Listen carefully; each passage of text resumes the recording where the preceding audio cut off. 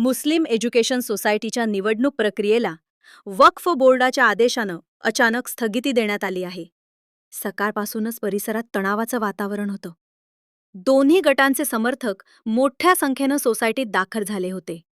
क्षणोक्षणी परिस्थिती चिघळण्याची शक्यता निर्माण झाली होती. पण अखेर वक्फ बोर्डाच्या आदेशानंतर आज होणारी निवडणूक प्रक्रिया थांबवण्यात आली आणि मोठा गोंधळ टळला.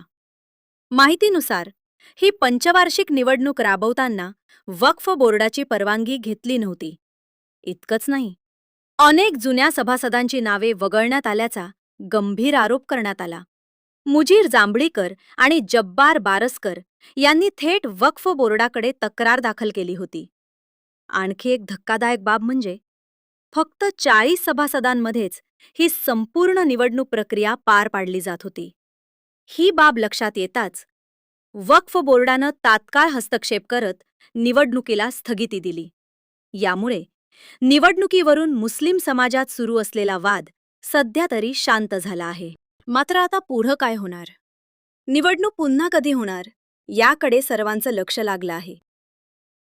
मुस्लिम एज्युकेशन सोसायटीची 2026 ते 21ची पंचवार्षिक निवडणूक ही मनमानी पद्धतीने बेकायदेशीर प्रमाणे जाहीर करण्यात आली होती.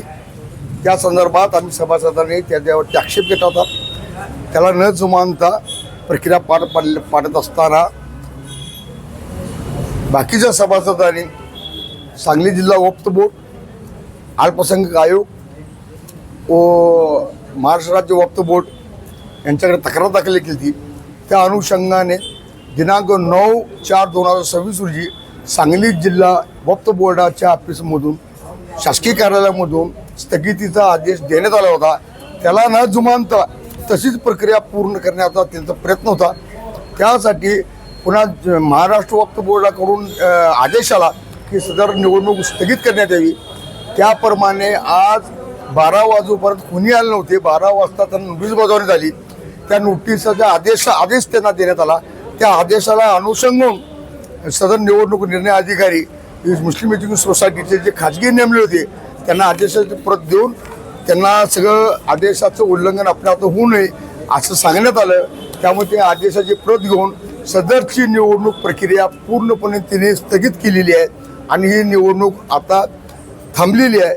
आता पुढच्या अगर निवडणूक लावायची असली तर नवीन त्यांना प्रोग्राम लावावा लागेल आणि त्याप्रमाणे सर्व समाजाचे दोन्ही गटाचे लोक एकत्र बसून काय तर चांगला निर्णय घेतील असे मी आशा बाळगतो आणि भविष्यात या संस्थेला सर्वजण मिळून उच्च याच्यापर्यंत पोहोचण्याचा प्रयत्न करतील अशी मी आशा बाळगतो.